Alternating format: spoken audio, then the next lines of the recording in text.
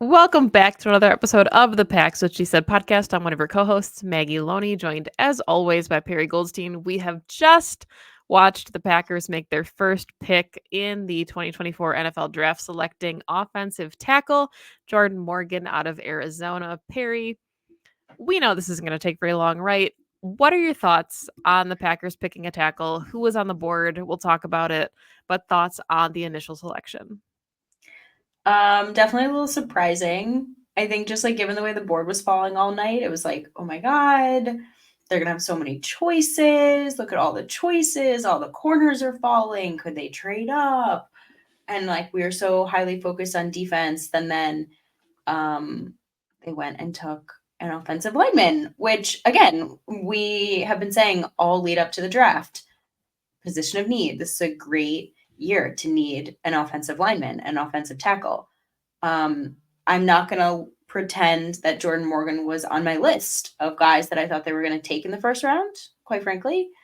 Um, but I will say that I know he was ranked, as like Dane Brugler's number 2 guard prospect. He was PFF's number 6 offensive line player. So he's highly regarded. He's super versatile. All of his stats, and the way that he tested fit perfectly into the Packers profile. He has a 9.24 RAS as a tackle.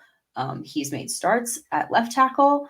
He is pretty much everything the Packers look for in an offensive lineman. So when you're looking at him just like on paper, it makes perfect sense. I just think from the way the night was unfolding as a whole, it was surprising.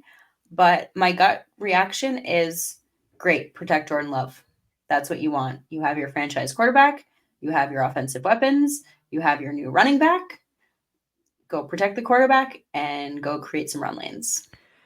Yeah, and I think that's the thing, right? And Packers fans historically get their hopes up. We saw it last year with Jackson Smith-Njigba being on the board for the Packers, and then they took Lucas Van Ness, who, didn't start in college. And the Packers kind of have their way of doing things. And I think what makes them so unique is that they don't necessarily always take players that they need to start immediately.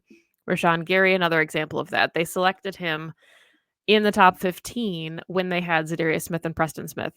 So I'm Mm-hmm. not necessarily sure that Jordan Morgan is going to come in and be one of the best 5. And I don't necessarily think that the Packers expect him to. I think that Adam Stenavich is up for the challenge. I think that Brian Gutekunst loves his upside.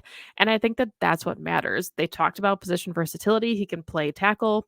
He's an immediate third tackle on their depth chart to be that swing tackle. He can kick inside, possibly compete with Sean Ryan immediately for that right guard job. So those are all things that Goody looks for, right? 6'5", 311 pounds. And I think what matters the most here is that he started 37 starts at left tackle in college. And what do the Packers do historically, right? They take their left tackles and they let them play anywhere. Exactly. So yes, I realize, right, that Cooper DeJean was there, Graham Barton was there, who went one pick later to Tampa. Like, there's a lot of players that Packers fans got really excited about, and I understand that. But I do think that the Morgan pick makes sense, not necessarily when it comes to an immediate impact in 2024, and I get why that's frustrating to Packers fans. But when you're looking at a long-term development and being in your best 5 offensive linemen, I think sooner rather than later, he immediately comes into that conversation and he can play multiple spots for a long time. So I get the Packers fans' frustrations, like I said, of, having names on the board that you covet a little bit more. But I also am not sure I agree with the fact that people think he would have been there at 41 or later on day 2, because tackle is a premium position in the NFL and it's a needed spot for a lot of teams. Well, we just watched Barton and Guyton go basically immediately afterwards. So you don't know that he would still have been there. And clearly the Packers thought that he was the best offensive lineman left on the board. They had him valued high. So go and get your guy.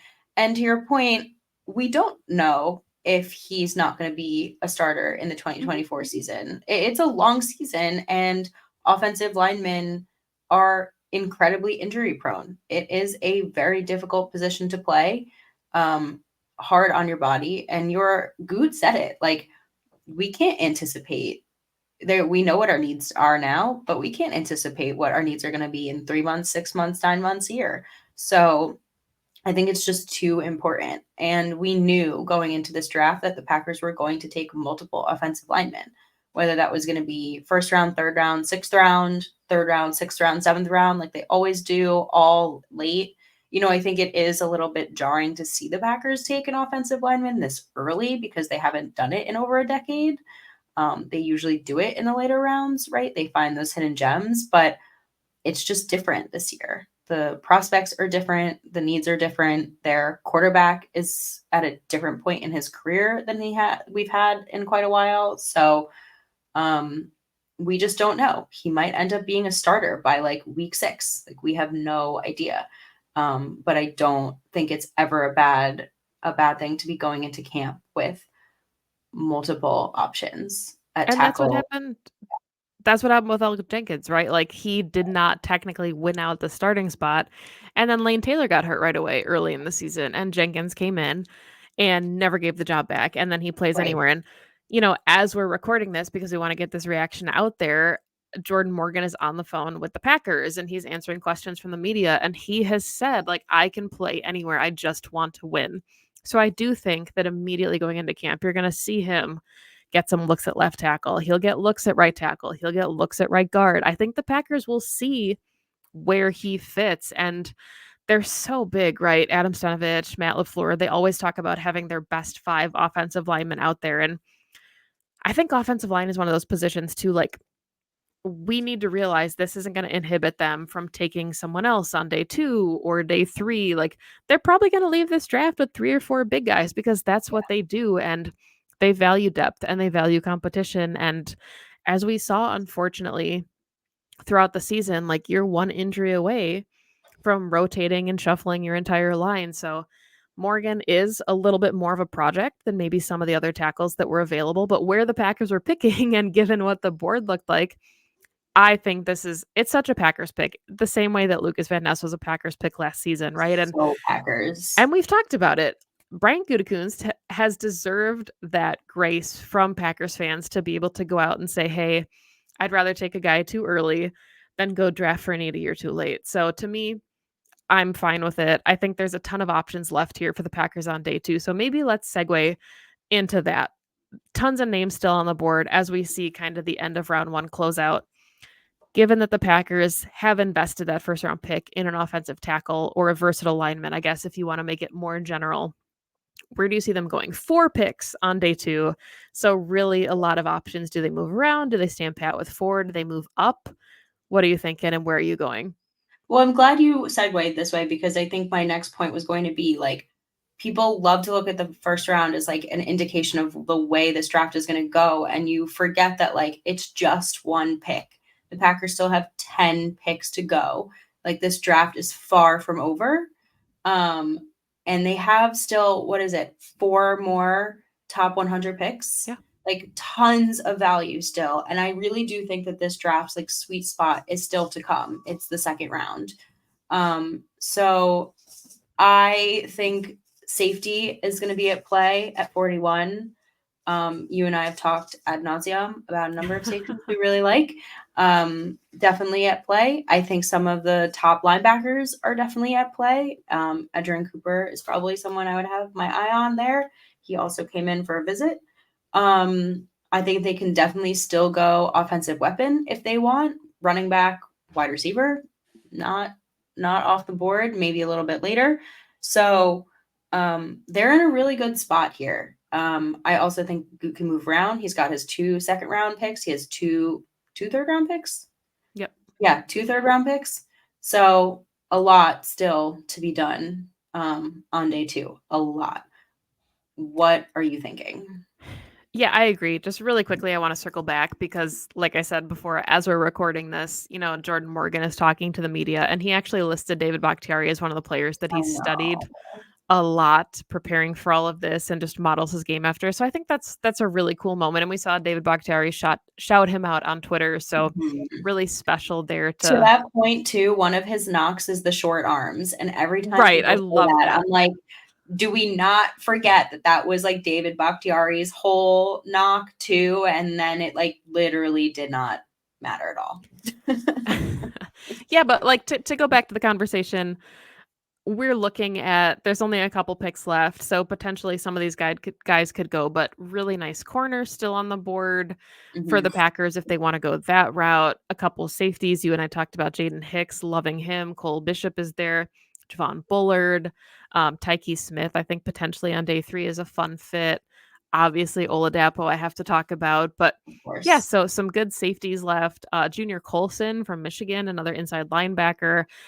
Brandon Coleman. I don't think the Packers are done at offensive line as well. Like, I think we're going to Mhm. see them take at least 2 more of those guys just to round out the room because you never know what's going to happen in that room.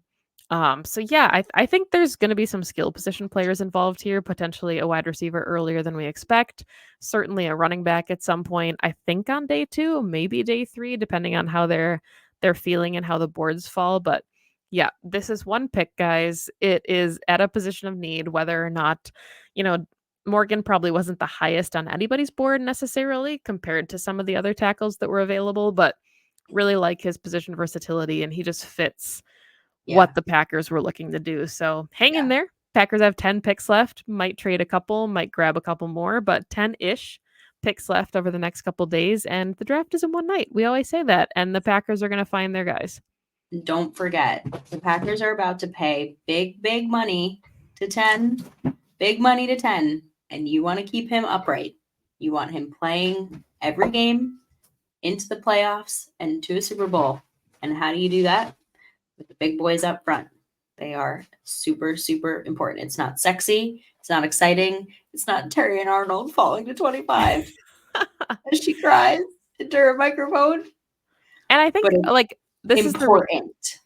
right, and this is where it gets interesting because we're starting to already think, where do the Packers view him? Do they see him competing at right guard with Sean Ryan? Do they see him at right tackle and Zach Tom moving inside? Like, there are so many options, and that's what happens when you take versatile linemen who can play just about anywhere. And as much as I say that, like knowing I would have loved Demarius Mims, who's only a tackle, but regardless, this is the Packer way, and there are 10 more picks coming your way tomorrow and on Saturday. So thank you as always, for listening to the Packs What She Said podcast. We will be back to recap the draft in its entirety.